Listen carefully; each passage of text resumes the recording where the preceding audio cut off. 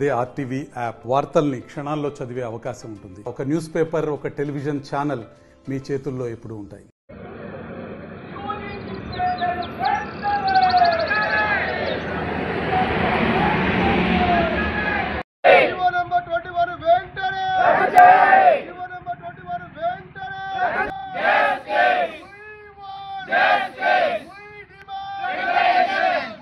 GO 21 వెంటనే we want justice, we want justice, we want justice, we demand regulation, we demand regulation, we demand regulation,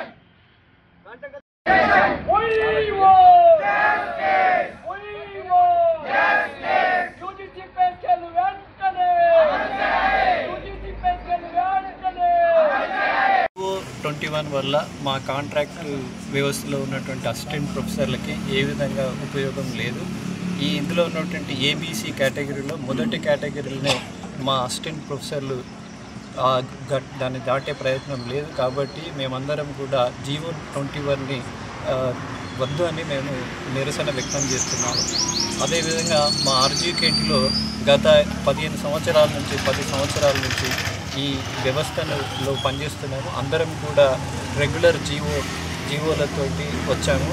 దాదాపుగా ఏదైతే regular అపాయింట్మెంట్స్లో రిక్రూట్మెంట్లో interviews ఉంటాయో అదేవిధంగా మమ్మల్ని తీసుకున్నారు. మిగతా యూనివర్సిటీలతో పోలిస్తే మా యూనివర్సిటీ కాస్త యూనిక్గా ఉంది. దాంట్లో మేము అందరం కూడా UGC నెట్, సెట్, సెలెక్ట్ అవన్నీ కూడా క్వాలిఫై ఉన్నాము. తర్వాత ఈ GO 21 వల్ల మాకు ఏ విధంగా ఉపయోగం లేదు కాబట్టి మేము ఈ నిరసన కార్యక్రమాన్ని తీసుకున్నాము. మొదటగా మేమందరం కూడా ఈ అదనపు బాధ్యతల నుంచి వైదొలిగాము. దాదాపు ఒక 35 మంది కాంట్రాక్ట్ అసిస్టెంట్ ప్రొఫెసర్లు అందరూ కూడా డీన్లుగా, అసోసియేట్ డీన్లుగా, COEగా, అడిషనల్ COEగా వర్క్ చేస్తున్నాము. దాదాపు అన్ని అడిషనల్ బాధ్యతల నుంచి కూడా మేము రిజైన్ చేశాము.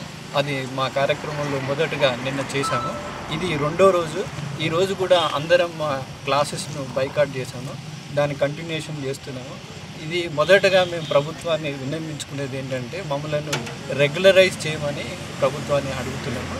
దీనికి ప్రభుత్వం సానుకూలంగా స్పందించి మాకు ఇమీడియట్గా ఒక GO ద్వారా మాకు చేయాలని మేము కోరుకుంటున్నాం. ప్రొఫెసర్స్ అందరం RGKTకి సంబంధించిన అసిస్టెంట్ ప్రొఫెసర్స్ అందరం ఇక్కడ గేట్ బయట కూర్చోవడం జరిగిందండి. దీనికి రీజన్ అనేది GO నెంబర్ 21 రావడం వల్ల ఇన్ని సంవత్సరాలు పెంచిన టైం నుంచి ఇప్పటి వరకు వర్క్ చేస్తూనే ఉన్నాము. ఒకే ఒక ఇంటెన్షన్తో ఏంటంటే రూరల్ స్టూడెంట్స్కి ప్రాపర్ ఎడ్యుకేషన్ అందించాలని, అలాగే ఇక్కడ ఉంటే మన తెలంగాణలో ఉండి తెలంగాణలో పుట్టి తెలంగాణకు సేవ చేయాలనే ఒక ఉద్దేశంతో ఎక్కడెక్కడో చదివి లైక్ IITs, డిఫరెంట్ IITsలో చదివి ఇక్కడికి వచ్చి ఇక్కడ అందరూ కష్టపడి వర్క్ చేసిందల్లా వాళ్ళ భవిష్యత్తు బాగుంటుంది అనే ఒక ఆశతోని. కానీ ఇక్కడికి వచ్చిన తర్వాత ఇన్ని సంవత్సరాలకు ఇప్పుడు రెగ్యులర్ అవుతాము, ఇప్పుడు అవుతాము అని ఎదురు చూస్తూనే మా దాదాపుగా చాలా ముఖ్యమైన 15 సంవత్సరాలని మేము కోల్పోవడం అనేది జరిగింది. కానీ వాటికి కూడా మా జీవితాలు అనేది ఒక క్వశ్చన్ మార్క్గానే ఉన్నాయి. ఏంటంటే రేపు పొద్దున ఈ GO నెంబర్ 21 అమల్లోకి వస్తే నోటిఫికేషన్ వచ్చి కొత్త ప్రజెంట్గా PhD కంప్లీట్ చేసిన వాళ్ళు, పోస్ట్ డాక్ కంప్లీట్ చేసిన వాళ్ళు, కాంపిటేటివ్స్ అనేది చాలా కామన్ ఓపెన్ నోటిఫికేషన్ వచ్చినప్పుడు కాంపిటీషన్ అనేది చాలా ఎక్కువగా జరుగుతుంది. మేము ఇక్కడికి వచ్చి ఈ 15 years మా కష్టం మేము ఇచ్చి పిల్లల్ని ఒక మంచి స్టూడెంట్స్ని మంచి స్టేజ్లో ఉంచిన తర్వాత కూడా ఇవాళ మా లైఫ్ ఏంటి అనేది అంటే ఉపాధ్యాయులకే జీవితం ఏంటి అనేది అర్థం కాని పొజిషన్లో ఉంటే ఏమి ఎక్స్పెక్ట్ చేసి మేము ఇక్కడ వర్క్ చేస్తున్నాము అనేది మా బాధ మేము వ్యక్తం చేస్తున్నాము. అందరం ఇలా కూర్చొని ఇంత మండు టెండల్లో చదువు చెప్పే ఉపాధ్యాయులకే జీవితం లేకుంటే ఏమి మేము ప్రాపర్గా మేము పిల్లలకి ఇవ్వగలుగుతాము? దయచేసి మా గవర్నమెంట్ మా బాధను అర్థం చేసుకోవాలి. ఇన్ని సంవత్సరాల వరకు ఈ RGKT వేరే యూనివర్సిటీస్లో రెగ్యులర్ ఫ్యాకల్టీ ఉన్నారు. RGKTలో మ్యాక్సిమం నెంబర్ ఆఫ్ కాంట్రాక్ట్ ఉద్యోగులతోనే RGKT రన్ అయింది వాటి వరకు.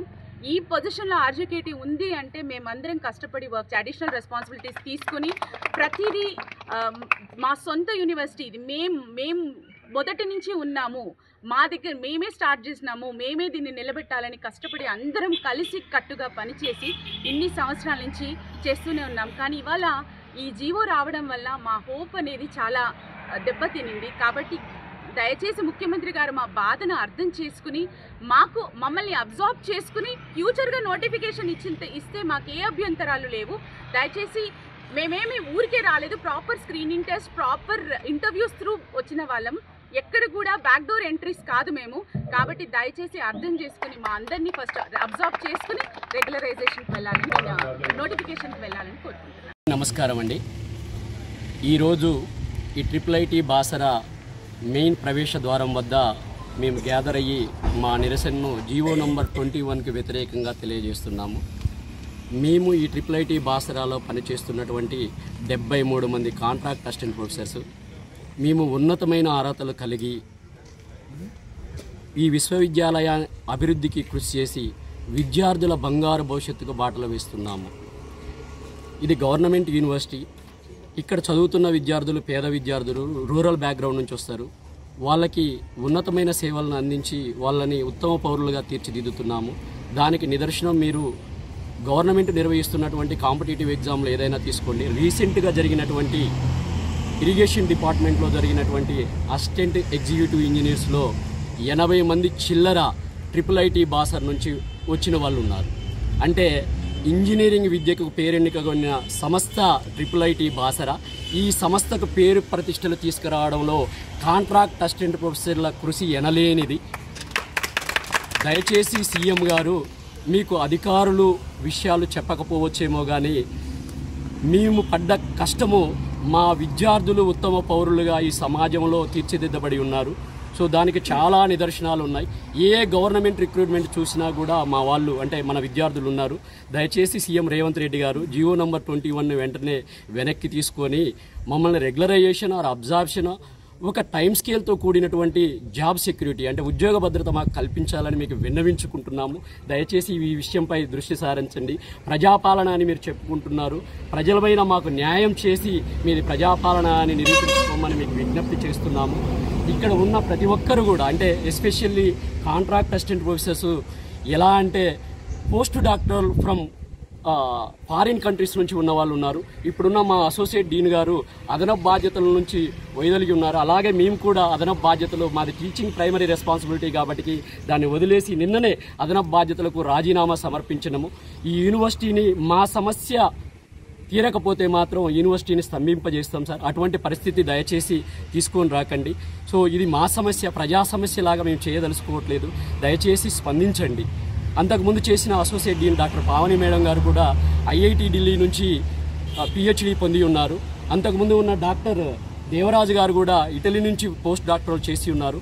ఇక్కడ ఉన్న majority contract assistant professors IIT, NITలు సెంట్రల్ యూనివర్సిటీలో చదువుకొని వచ్చి ఉన్నత విద్యార్హతలు కలిగి ఇక్కడ విద్యార్థులకి నాణ్యమైన విద్యను అందించి ఇంజనీరింగ్ విద్యకు మారు పేరు ఈ IIIT బాసరగా తీసుకొచ్చాము. మా శ్రమను గుర్తించండి. మేము శ్రమ దోపిడికి గురవుతున్నాం.